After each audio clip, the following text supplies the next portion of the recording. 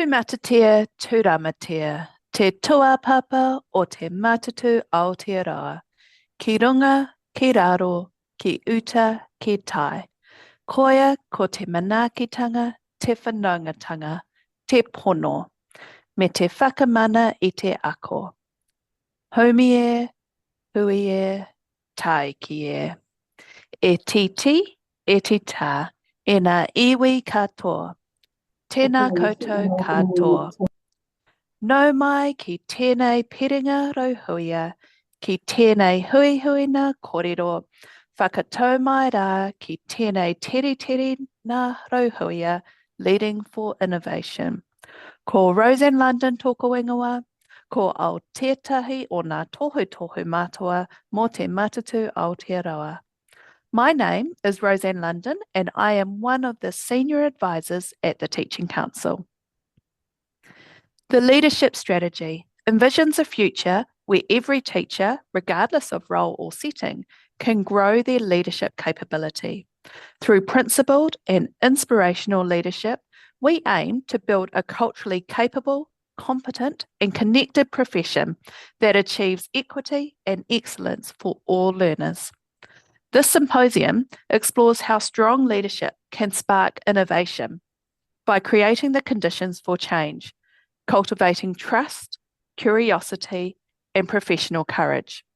Together, we'll look at how to foster psychological safety, remove barriers to teacher-led innovation, and lead boldly across early learning, primary, and secondary settings. Nau mai kia peri, nau mai kia tata, tēnā koutou, tēnā koutou, tēnā koutou katoa. Dr. Megan Welton, a passionate educator, consultant, and writer in the field of educational leadership and change. Megan currently leads the Master of Educational Leadership program at University of Auckland, where she works closely with leaders to explore how we can better align our systems of teachers, communities, and whānau to support learning and wellbeing. Before stepping into education, Megan led large-scale change in the business world, gaining first-hand experience in the complexity and messiness of organisational transformation. That depth of insight now enriches her work in education, where she's found not just professional purpose, but something that speaks to the soul and serves society.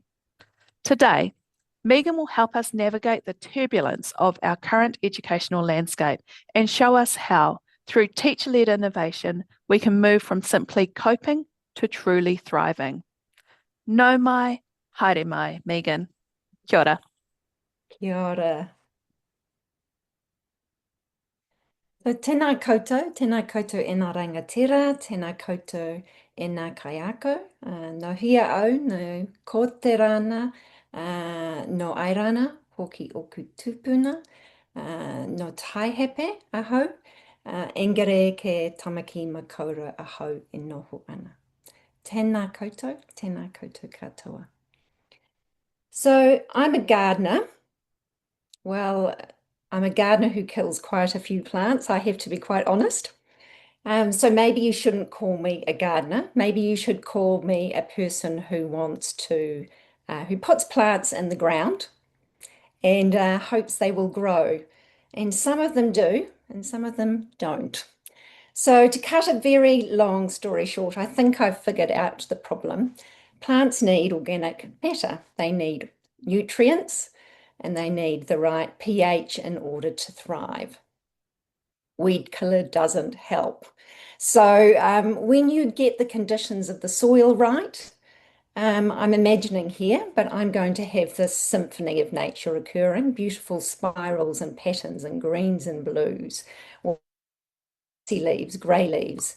So I'll have the innovation of nature in my back garden. And so it is with teacher innovation as well. We can often focus on the plants, putting the structures in place, getting the processes in place, getting the right tools in place, but we forget about the conditions. So today I hope to enlighten you about some of that organic matter that we need to really allow innovation, teacher-led innovation to thrive.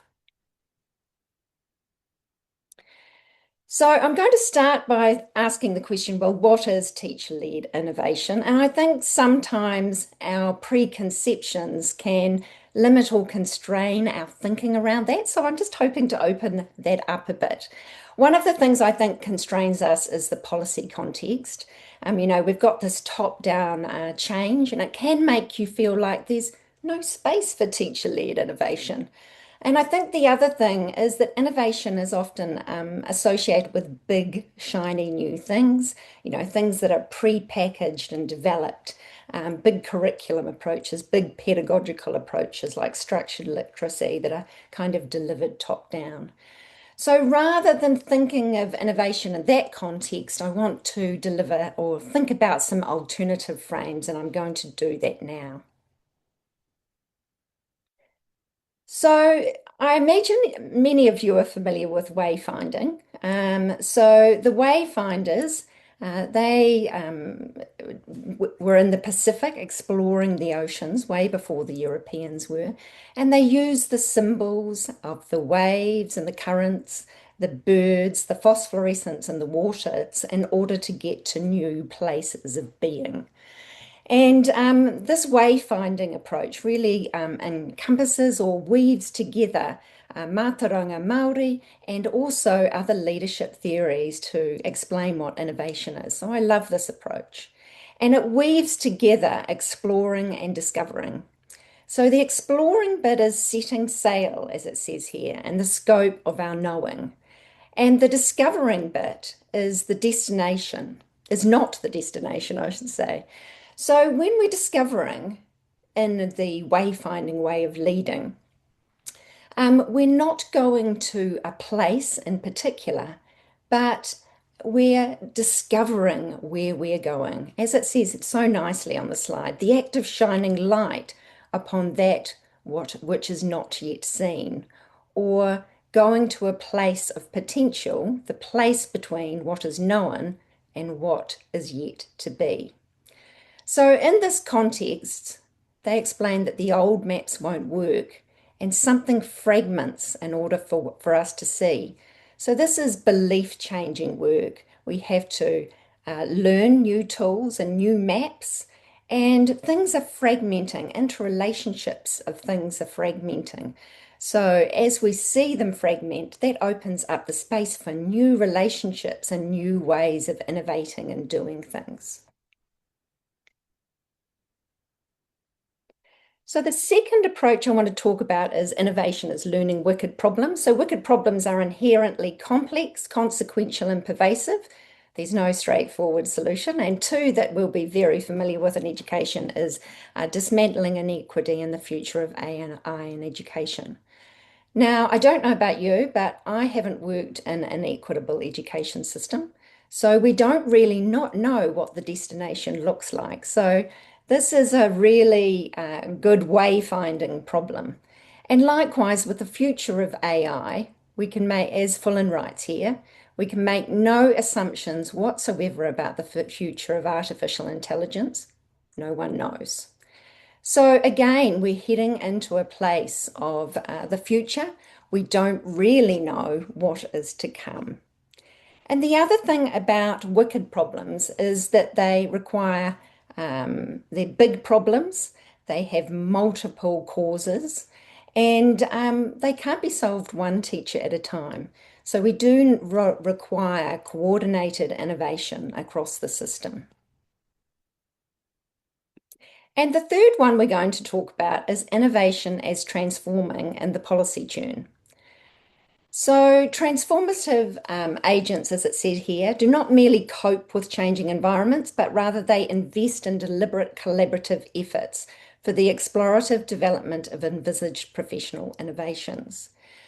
So I think when we're caught in the policy tune, we can forget that quote. We might feel as though there is no space for innovation, but really those big policy innovations they're not really innovations unless they make a difference in the ground, on the ground. So the work of teachers is what really makes it innovative because that's where we innovate to make it work in the context for our students. So to sum it all up, what is teacher-led innovation? Well, I haven't talked much about the teacher side of things. So teachers need to have the agency to influence outcomes in their classroom and beyond. And this is an interesting point because if we're handing over relationship, over accountability or over innovation to our teachers, we're creating an interesting dependence between the leader and the teacher. The teacher is expecting the leader is expecting the teachers to make a difference, to innovate in ways that make a difference to the whole. And the teacher is expecting the leader to help them in terms of giving them the resources and support. So they do have the agency, they've got the confidence and the capacity to influence outcomes in their classroom and beyond. The second part of innovation, which we've talked about, is sailing into this uncharted territory and also learning and unlearning. So, unlearning some of those existing maps and tools and learning new ones. And the fourth bit about innovation is that it's about introducing novel approaches that work for students.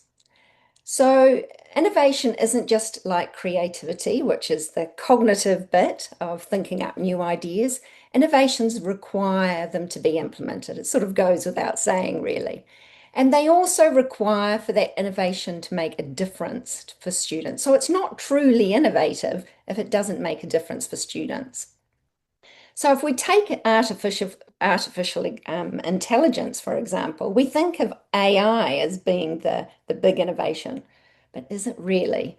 And I argue no, it's not really innovative until it makes a difference for students.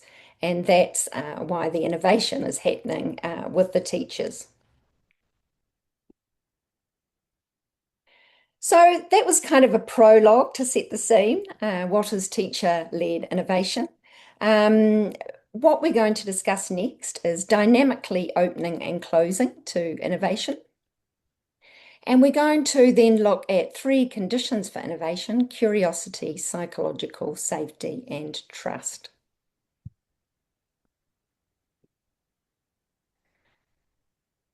So, in terms of opening and closing for innovation, I think the key message here is we can't keep on opening for innovation. Otherwise, the degree of change and the degree of uncertainty will escalate to the point where it's overwhelming for the organization. So, I'm hoping this framework will help you in thinking through that. So, the idea here is that if we dynamically balance opening and closing, we'll create more space for innovation. So what is opening? So opening is exploring, it's creating divergence, so looking for diverse perspectives and alternative ideas. It's experimenting, it's testing things out and seeing if they work. Whereas closing on the other side is about exploiting. So exploiting our current knowledge and know-how, the things we know how to do now. It's about converging. So we're converging in on shared understandings and ways of thinking. And it's about embedding the changes that we're working on. Now, opening and closing are kind of like two interwoven parts, as that image tries to show. We don't want to go too far to either end. So if we focus too much on opening, and I'm sure we've all been in this place, there's so many initiatives, the pace of change is so fast, things become fragmented, incoherent, and frenetic. And in this place, there's a lot of uncertainty. And that can make people feel tired, stressed, burnt out. And when they're in that place, they're actually not in the right headspace to cope with any more opening, with any more innovation. So they actually start to move into the closing end. And then if we go too far towards the closing side of the continuum, the status quo prevails. There will be some changes happening probably, but we'll be really just working on the things that we know. We're not sailing into new seas. We're really just getting better at what we're already doing. That can sometimes breed a sense of complacency. Well, we're just fine how we're doing what we're doing. For some, it might be even boredom or frustration. So, frustration that, oh, hold on, we're not doing enough here. There's a lack of progress and inertia. We need to move forward and innovate. So, opening and closing are really just two sides of the innovation coin, I guess you could say. You need a bit of both and for innovation to work. And we need to be dynamically balancing the two.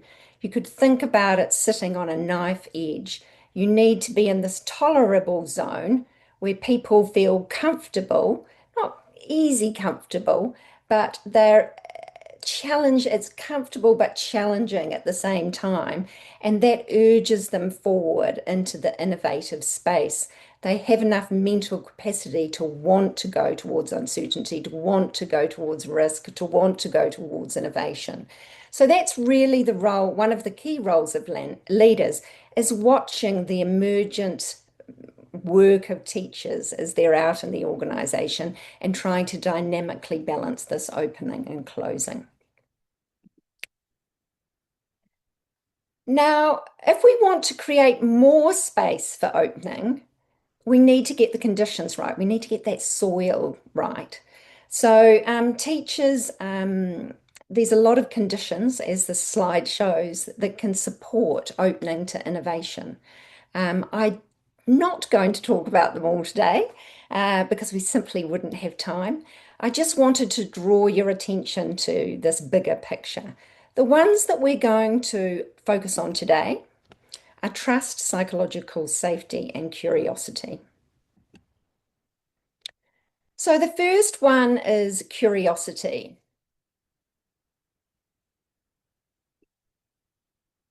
So here's our man. He's trying to decide if he should take the leap into uncertain and risky places to innovative places. And there can be two, when we're working in uncertain, innovation creates instability, it creates uncertainty, it creates risk. So there can be two approaches to this. Well, you may fall in between, depending on how you're feeling on the day. You might feel fear and anxiety, or you might feel curiosity or interest.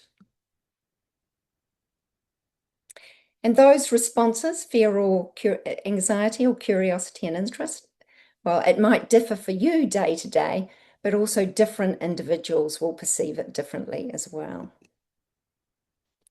So when we come from a space of fear and anxiety, we're closing to innovation.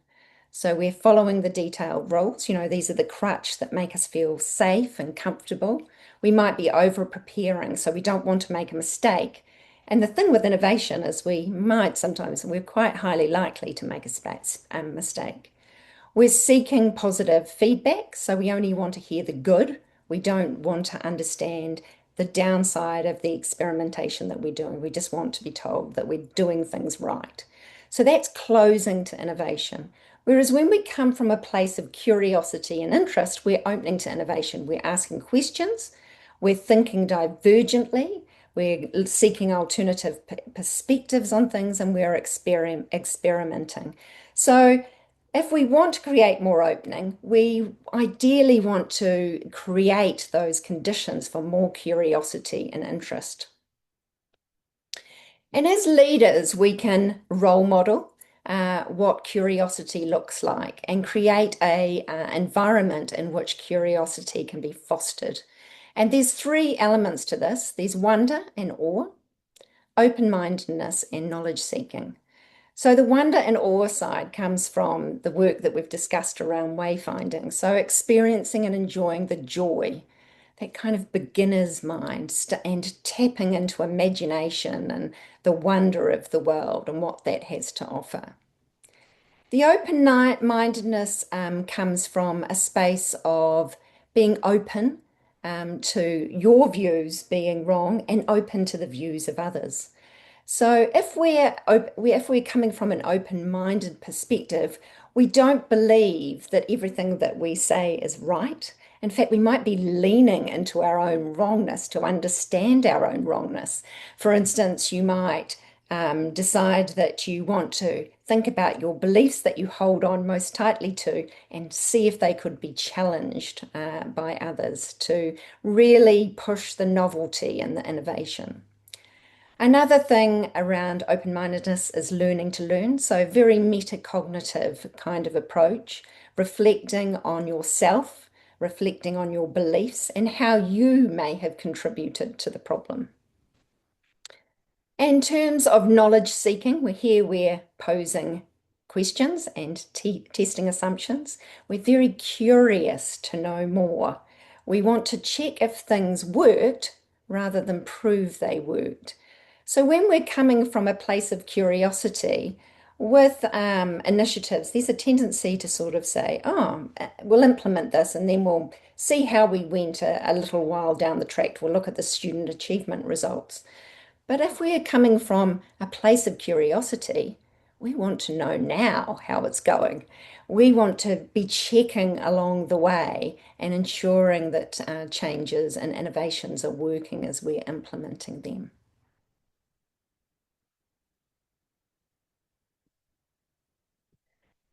So the next one I'm going to focus on is a condition. This nutrient is psychological safety. I want you, before I get going, I'm going to stop and just get you to think about a group or a team that you've been involved in. Maybe that group is one that's been very innovative. You think they're great at exploring new ideas and considering alternative perspectives. So that might be one group. Or maybe you'll choose a group where you think, actually, we weren't that great at innovating. We kind of were afraid to speak up and we just sticked with the status quo solutions and that's the way we worked. So think about one of those groups. You can be in either one, the highly innovative or the not. And maybe just sit here for a moment. I'm closing my eyes and think about them. Imagine the group you're in. Who's in the room with you? And think about how you might be feeling in that group with that team. Now I'm going to ask you some questions. So in your group, you're sitting there, you're with them now, in this very moment with this group. Would they give you the benefit of the doubt? Is it okay to admit mistakes in this group? Or is it best to only say what is nice? Is it better to stick with the status quo rather than disrupt in this group?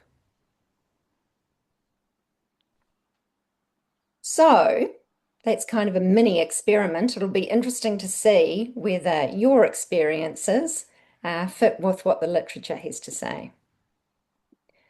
So if you were answering in those questions in these types of ways, then it's likely that your group was demonstrating quite weak psychological safety. There was weak psychological safety in that group. So would you be given of the doubt? Maybe, maybe not sure. Is it okay to admit mistakes? Oh no, I don't want to be seen as incompetent. Is it best to say what's only nice? Yeah, look, I don't want to give difficult feedback. Thanks very much. And would I like to disrupt the status quo? No, agreeing would be best. So in this context, there's low psychological safety, and this is shown to be a condition which reduces innovation. It creates more closing to innovation. People are less likely to take learning risks. There's a drop in the diversity of perspectives, and there's maintenance of the status quo. Whereas if you were in that innovative group, perhaps you were saying things like that. Would I be given a benefit of the doubt? Yes, people assume I'm giving my best. Is it okay to admit mistakes? Yes, that's how we learn. Is it best to only say what's nice? I can be kind and still provide negative feedback. And yeah, it's fine to speak up in my group. So here they're more open to innovation, they're willing to take risks. And the research shows that when you're in diverse groups, it sometimes can be scarier to speak up. But when you're in a group where there's strong psychological safety, more people are likely to speak up. So I've kind of broadly talked about psychological safety, but I haven't really told you what it is. So psychological safety is a belief that it's safe to take interpersonal risk. So in the moment, is it safe to take an interpersonal risk? And it's kind of like a mental calculation. You know, you're considering the pros and cons. What have I got to gain? What have I got to lose in this situation? And I don't know if you've been in a meeting where there's that kind of pregnant pause sometimes. I mean, that sometimes is not about psychological safety, but sometimes it can be that moment at which we're assessing whether it's okay to speak up. Now, there's some misconceptions around psychological safety, which I'd like to talk to. The first is that psychological safety is about being nice. So there is a distinction between being nice and kind. So in a nice environment, people give praise unconditionally. Whereas in a kind environment, all types of feedback are welcome if it's well timed and delivered. And it's delivered with a kind intent, an intent to support that person at being better. The other misconception is that psychological safety means people getting their way. No. If someone says to you, you didn't support me in that meeting by backing up my idea, that's not necessarily psychological safety. So it's not comfortable in a psychological safety environment where it's psychological safe, where you feel safe. People get the opportunity to express divergent opinions. In fact, that's what makes psychological safety so critical for innovation because it allows these alternative perspectives to be deliberated. The third is that psychological safety reduces performance. So it's not about being comfortable and it's not about being nice. So to support innovation, we need a nice mix. We need the high standards and the high psychological safety. If we have high psychological safety, but low standards, well, you're getting apathy and complacency. So we need that combination if we're going to be in an innovative context. The fourth thing is that psychological safety initiatives are top down. So there's a perception that leaders have to do it top down. Well, yes, when leaders are in a context, they do need to create psychological safety. But the research shows that psychological safety differs incredibly from group to group. So one department in a secondary school can differ dramatically from another department in a secondary school. So this isn't a top-down initiative, this is a distributed initiative. Indeed, I wouldn't even call it an initiative because all of these things are really about creating the conditions to support the innovation. We don't want psychological safety to become the initiative. So the final condition is trust. And why does it matter? Why does trust matter for innovation? Well, a couple of things. When we're innovating together, we're often relying or depending on each other. And that requires us to, when we rely or depend on a person, we need to be vulnerable towards them. And the second reason is that innovative work, well, when you innovate, you are going to fail every so often. And that might not feel so good. You might feel a bit bad about yourself, about not doing as well as you thought you could have. But in a trusting environment, you're prepared to make those mistakes, to be vulnerable, to show your vulnerable side. So trust is kind of this, I guess, a relational condition. And we can feel it when we have that relational trust with people, and it enables us to step into those places of vulnerability, into those places of innovation. And look, I've listed here what that looks like.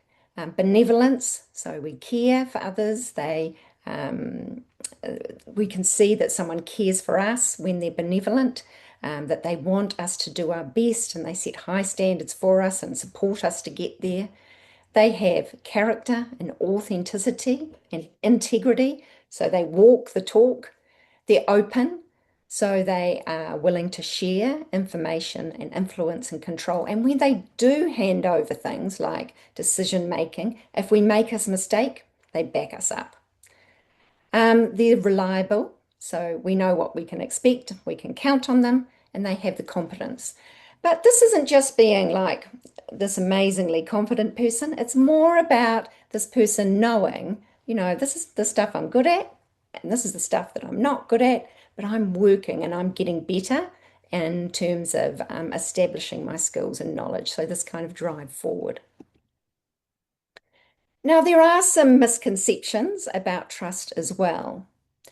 One is, and I think we've kind of covered this off a little bit, that trust and psychological safety confer the same benefits. As I said, they're different. So, psychological safety is more about in the moment and it tends to be oriented more towards group, whereas trust is more between individuals. So, we have trust between a teacher and a student, a teacher and a teacher, a teacher and a leader. And those trust discernments based on benevolence and openness and integrity, we discern those over a significant period of time. So it's a kind of a more enduring relational condition. Trust serves us better when we have our bad days. As a leader, you will have your bad days when you don't perhaps handle things as well as you can. I know I do. And in those situations, if we've got trusting relationships with people, they're more likely to give us the benefit of the doubt. And I think the other misconception can be that trust relates to a whole person. I either trust them or I don't trust them. That kind of works in the movies. We've got the goodies and the baddies, but in reality, life is not like that. So I might trust you in a particular situation to do a particular task, but not so much in another one. And I think this is good, this distinction, because it helps us to understand we can say to someone, I trust you, but in this particular situation, I think you're going to need some support. So let's talk about how we can do that. The other misconception can be that trust and accountability are incompatible. And I think this comes from a perception that accountability is this very top-down, compliance, performance-driven thing.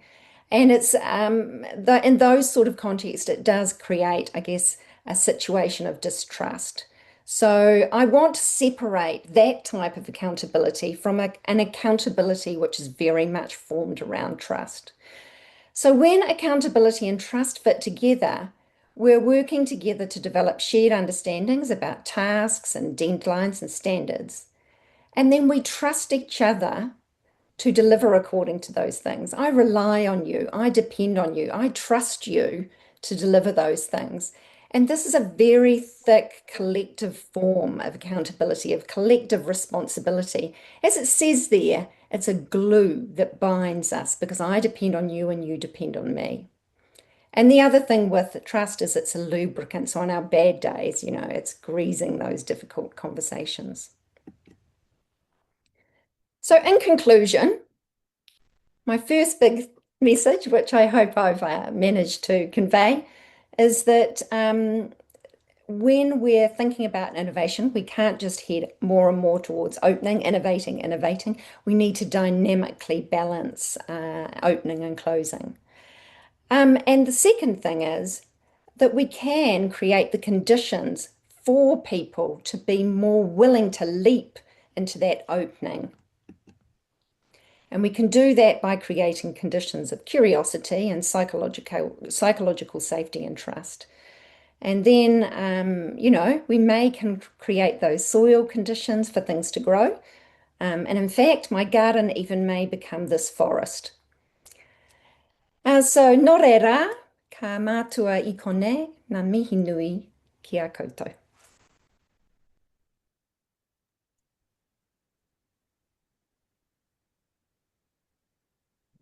Kia ora, Megan. Kia ora. Thank you for guiding us through such a timely and insightful session. In a world where educational leaders are navigating constant turbulence, constant change, from policy shifts to global challenges, your korero has offered both clarity and hope. You've helped us see that thriving isn't just about doing more, but about creating the right conditions for teacher led innovation. Your framework for balancing openness with manageability and your deep dive into curiosity, psychological safety, and trust has given us some practical tools to lead with intention. We're grateful for your wisdom, your calm in the chaos, and your belief in the power of teachers to lead meaningful change. Ngā mihi nui for helping us move from coping to creating. I now want to give everyone a little bit of time to jot down some notes or to have a bit of reflection time around Megan's presentation. So prompts are on screen. If you just take some notes on what resonated with you from Megan's presentation. What challenged you in Megan's presentation? And did you note any leadership strategies, thoughts, or concepts that you would like to find out more about and why? Okay, it's now my privilege to introduce a leader whose career has been guided by the powerful belief ake e ti o te tangata, that every child is entitled to have their talents and gifts nurtured by every teacher who is privileged to teach them. Barbara Kavanagh has served as a principal in 5 secondary schools across Aotearoa, New Zealand, including Rauhuia High School, Te Awa Mutu College, and as a foundation principal of Albany Senior High School. She has also led Huntly College as the PRA principal and most recently supported a new secondary school in Hamilton through its settling phase. Barbara is a passionate advocate for teachers and the environments that allow them to thrive. She believes in the transformative power of leadership that enables educators to experience the joy of learning, growing, and delivering inspiring lessons every day. Please join me in welcoming Barbara Kavanagh. Tēnā koutou, tēnā koutou, tēnā koutou katoa. Ngā mihi nui kia koutou. I'm Barbara Kavanagh, as you just heard, and when I look at this, leadership that sparks innovation and creating the conditions for change, my first thought is, we have the duty to create the conditions for every student who enters our gates to set them up so that when they leave us, they leave with dignity, purpose, and options. Now, if I were you, I would put that on your staff room wall. Every student is entitled to leave our school with dignity, purpose, and options. Now, that puts a big onus on us as teachers. And the purpose in 2025, we know we've got to have our students reading and writing.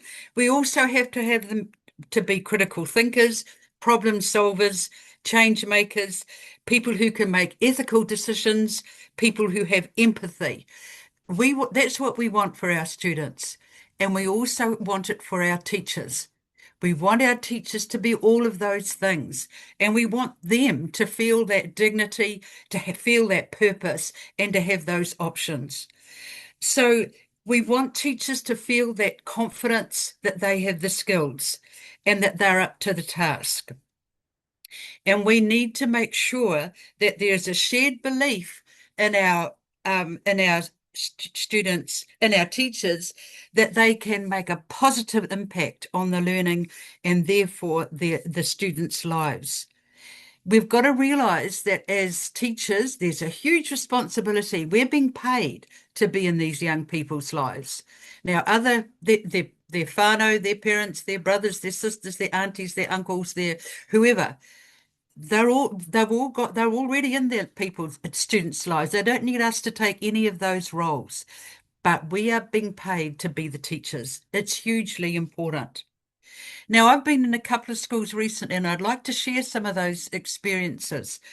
My experience in the last couple of schools I've been in is where things haven't been going well. And, when things aren't going well, the first thing as an educator, as a leader, that you have to do, number one, is listen. Listen to what the teachers are saying. And in both schools, the same things, same messages are coming through from the teachers. These kids are too hard to teach. These kids are, well beyond us. That's not what we're kind of good people, aren't we? We want to make it. We started out and we're sort of so, passionate about making a difference in every student's life. But things can impact, and they impact on us as teachers, and they stop us from having that feeling. And so number one is listen. And secondly, then go and look. And you will find in the classrooms where the teachers are talking like that those teachers are feeling demoralized. They'll stop believing that there's anything they can do. And in their classrooms, you'll find that I found that there's very little real planning going on. There's students filling out worksheets and students coming in and going out of the classrooms, and they come to school but they don't go to every class. Will they go to that class? No, they don't. And the teachers are feeling like the kid's coming late to your class, so you yell at the kid for coming in late, all that stuff that goes on and on and on, and it stops you from being that passionate, caring, and intellectual, smart person that you really are. You've got to, if that's what you see and that's what you hear, then it's time for the reset, isn't it? Now, it might be happening, it might be happening, as we just heard before, it might be happening within a department, within a group of teachers, or it might be happening, you just hear one teacher talk like that. But if it's happening, then for sure as a leader that you have to do something about it. It's your responsibility. So the big thing, next thing is, okay, we've got to reset. Something's wrong here. The leaders are responsible for that. If the school if teachers are behaving like that, there's only one person to look at or one group of people to look at, and those are the leaders in that school, because that is where the issue is. Because I'm telling you right now that if there's a negative culture in the school, it's because culture's not being addressed. The only way to get a positive culture, a positive learning, effective culture in a school is if you take it on and address it every single day. It's not a matter of letting it go and just being laissez-faire about it. It won't happen, because then it becomes negative and it gets worse. So the time then is to reset. And the schools that I've been in, it's been looking at, where do you make time for teachers to learn together? When is that time? So you need to go and have a look at your timetable and make time. At Mangako Tukutuku, where I was recently, we decided that we would organise the timetable so that on Wednesday at 2:30 till 5 or 2:30 till 4, however long we wanted to go, we set aside that time for teacher learning. So number one, you've got to set aside time, and that time has to be sacrosanct. And now I fell in the trap in that first term when we started, that we needed time for the parent teacher meetings. Oh yeah, let's have them on the Wednesday afternoon, basically, because there's nothing really happening there. Absolutely not. Set aside that time and nothing shifts from that time. No one can interfere with it. The next thing is making space. Now, every school I've been into, you go into and I want you go into your staff rooms and you have a look. How long is the stuff that's on the board? How long has it been there? Is it inspiring? Do you have things up like every student needs to leave here with purpose, dignity, and options? Is there anything like that up on? Or does it say, so-and-so's birthday today, or so-and-so something else happened? Does it look like a place of learning? Or is it just, look like this place that's just a little bit derelict, a few papers tossed around. They've been there, no one shifts them. They've been there for ages. There's an old newspaper sitting over there. What does it actually look like? You see, I think go into your staff room. If there aren't tables around so that teachers can work at them, then buy some tables and put them in. Make it look like a place of learning, a respectful place of learning. Because I think, very often we disregard how important it is for teachers to have really respectful, warm, inviting places to learn and be together. And have you got a decent coffee machine as well, by the way? But make it look loved for that teachers are loved and cared for. These teachers have been training, they've got degrees, they've been training college of teachers. They're professional people and they need to be treated and they need to feel like that. So that's the second thing. Have a look at what your staff room looks like. And the third thing is, and it was referred to earlier, like work with your senior leadership team. If you've got a group of you, work with them and come up with a plan. Like, what is it that the most important thing that the teachers need to learn? And then, you've got to make sure that then you can set up groups from within your staff that will make that happen. Very often in a staff room, if you let people choose, it's basically your class, isn't it? That's what we're talking about. If you've got a class that is out of sorts, you need to be making sure that you set up groups where you'll have some really confident people who are feeling good about the world and about themselves as teachers, and some who aren't so. So you set up either groups in your staff room that can work together and have teams that meet every single time and work together in those teams. Now, at Huntley College, when I was there, we had natural teams already because the whānau groups were structured in a way that the whānau teams could work together. Now, we felt that the whānau learning was so important that we started there every day. The students started at 9:15, and we as a staff started at 8:15, which meant we had nearly an hour every day to be learning together, because then every teacher went in and worked with those whānau groups on their literacy and numeracy, because that was the biggest need. So you as a senior leadership team, decide what's really important, what's the best way to make that work, and set up the teams. You set up the teams. But also at the same time, if you're the principal leader in that group, make sure that your senior leadership team has the capacity to run the meetings, to run the groups, because sometimes that's not the case either.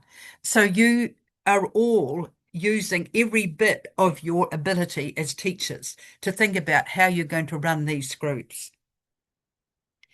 So then it's a matter then, isn't it, of looking at teacher learning that will lead to innovation. What is it that you're going to discuss when you're in those groups and you've got the team set up? Okay, so it's all ready to go. So then it's about always having the conversations that actually matter.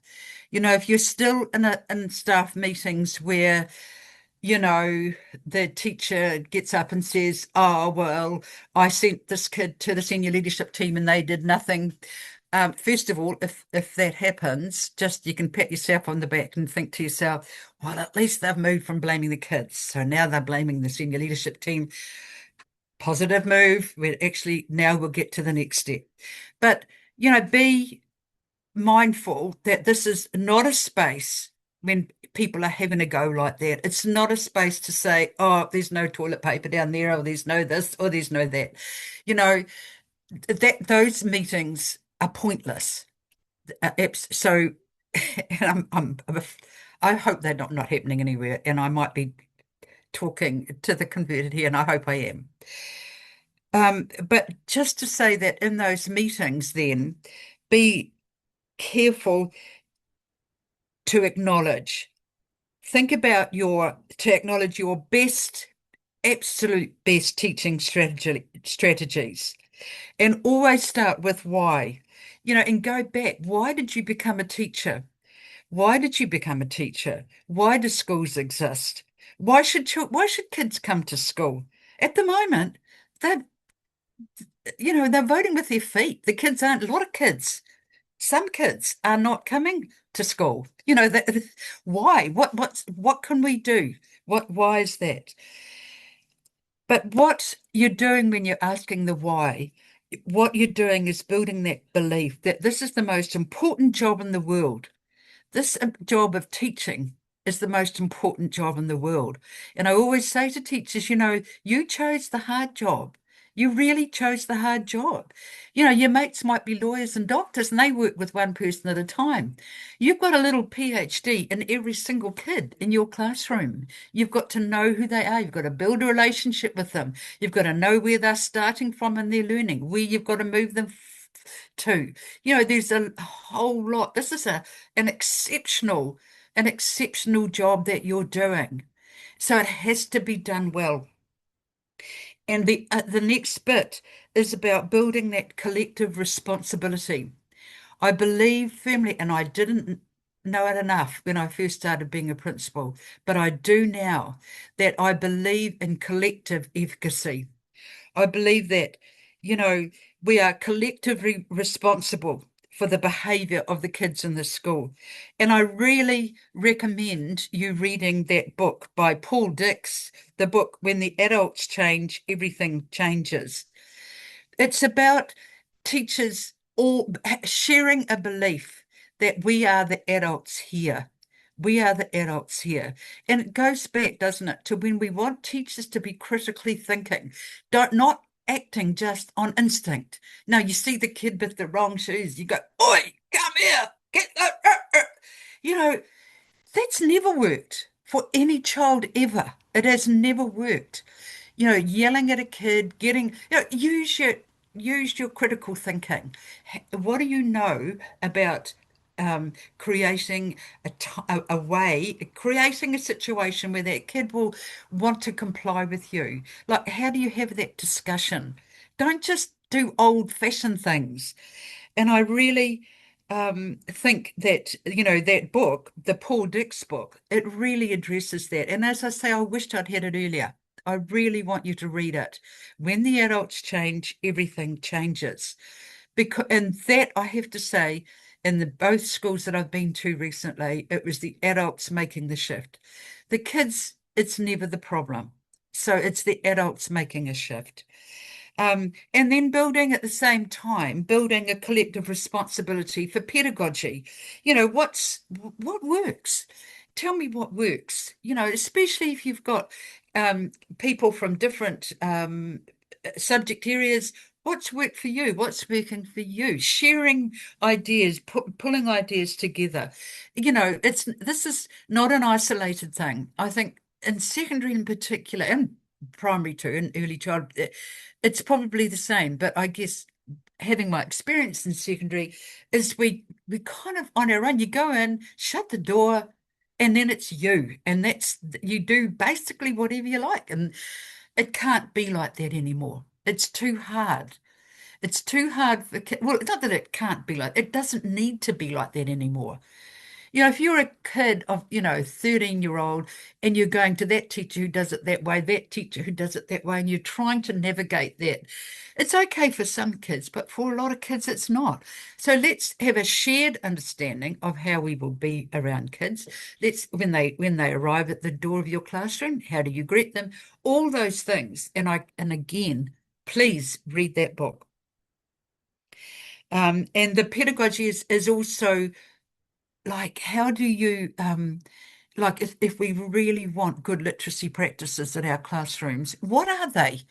What are those? Let's share those. Let's teach them and share them, so that we're always building that together, a way of being. I think the thing that one of the things that I'm absolutely pretty much a dragon about, really, but I don't know what else to be like, but I honestly believe that there has to be shared practices about lesson planning. Absolutely shared. How do we plan a lesson? When the students first arrive, what do the students do? How they greet it, what do they do? And then how does that, so that the students know exactly, they're not nervous about things changing. So that's actually a good place to start, to be honest, is lesson planning, because it's one thing that unites everybody, and I think you've really got to think seriously um, about what is the experience that these kids are having when they're going to 4, 5, 6 sometimes periods a day. What if you imagine yourself as that little 13-year-old who struggles a little bit? What's their experience like, and how can you improve it? Because that's your job. That's your job. So when these groups get together as the senior leadership team, and you can bring in other people to run those groups, but they have to be extraordinarily well planned and really good lessons being modeled. So do the same every single time. Treat it like your very best class, and be very rigorous around it. It's that thing about we talked just earlier about creating safety. It's only safe, and it's the same for kids. It's only safe when it's really well planned, purposeful. The kids know exactly what they're doing. And it's the same for teachers. If you suddenly show that actually, we didn't really prepare this time, it's got a bit boring, hasn't it? Like you lose it. You'll lose it straight away. So that thing about being rigorous and taking collective responsibility, bringing in data, and how is it as a whole staff, what do we learn from that data, and what are we going to do differently? What can we focus on? What are the things we're going to focus on? And then the other thing is build into that responsible and honest reflection, because if you don't, it's a waste of time. It's seriously a waste of time. But so that always have teachers, find your way of making your professional learning, that always that teachers are reflecting and reporting to each other. So I just think, and the other bit, I reckon, you've always got to have fun in those meetings. So find a way to build some kind of fun into it. But I think just for me, some guidelines for running sessions like this. And as I say, in each school I've been at, for me, that's been my focus, is having teachers in a designated time learning together and being responsible for their learning together, and reporting on their learning, recording it. I guess for me, I believe that's the role of the leader. That's the purpose of it. So I just want to run through some guidelines. Always take time to prepare for these sessions, these learning sessions. Always take time to prepare for them. It's not a time to waste. Don't ever, ever waste a moment of that time. Keep the time shorter rather than longer, and absolutely use every minute of it. Model outstanding lesson planning. What you want the teachers to see is that you believe in them and believe in absolutely good and clear lesson planning. Include other leaders in the school and support them to be good presenters and leaders, because I guess that's something I'm passionate about too, is that give teachers in your school, give your middle leaders, any leaders that you've got in your school, give them the opportunities to lead and support them. And if they feel a bit nervous about being in front of the whole staff, then support them, run through things with them earlier. meet weekly so that the learning continues and the teachers get used to it. And it's just it's just what we do here. We learn here. This is what we do here. We learn here. When we missed a couple of those sessions, for parent-teachers meeting, or we had the PPDA meeting, or wherever it was, but I'm just saying, don't let anything change your moment of those meetings, and not a moment in those meetings. Because as soon as we lost a couple, then the next one, you noticed that we had to almost start again from the beginning. Teachers were sort of coming in late. Oh, well, and I couldn't be bothered. Sitting down, oh, I'm tired, I'm this, I'm that. Oh, yeah, we lost the momentum. So don't let that happen. Don't let the momentum drop. And another thing I have to say is that I'm real tough on it. If a teacher doesn't turn up, I go straight back and ask them where they were, send them an email. If they were late, I send them an email, because I think you've got to build that real high expectations. I think regularly you've got to introduce research to the staff so that teachers see themselves as professionals. For teachers to be saying, oh, I just don't read, it's not good enough. That's not good enough. As a teacher, you've got to be like, if we're teaching our kids to read, what are they reading for? You've got to be a reader of current research. You cannot just sit back and say, oh, I did the same as last year. Nah, stop it. You are a professional, you're paid well, and so you are a professional, and you need to be sure that what you're doing is aligns closely with current professional research. The thing about using collaborative inquiry, so that would want kids to be solving real life problems. Well, in these groups, in this time that you've got, the teachers can be solving real life problems. They can be talking about, I've got this situation in my class that I can't solve. I've got this kid, and I want a way to present this material, and so it becomes you write out that as a problem. Then you test this out, you test that out, and you come back and you report on it, and you get advice from other people who are more experienced, or you may get advice from younger ones who are more experienced with technology, or whatever it is. Use each other. And as a leadership, as a principal, put money into it. So if you've got a book, like I would buy every single teacher this book, when the adults change, everything changes. Buy one for everybody. You've got enough money, buy the book and read the book and make sure that everybody does. So buy it for everybody. The other book that I think that at least the leaders should be reading is the Russell Bishop one, Teaching to the Northeast. Let's find a common language, find a purpose for your research. Well, this is what Russell Bishop says here, this is what so that you're able to talk with authority on your job as a teacher. And the other thing is, at the end of a meeting, always end purposefully. Like, what have I learnt?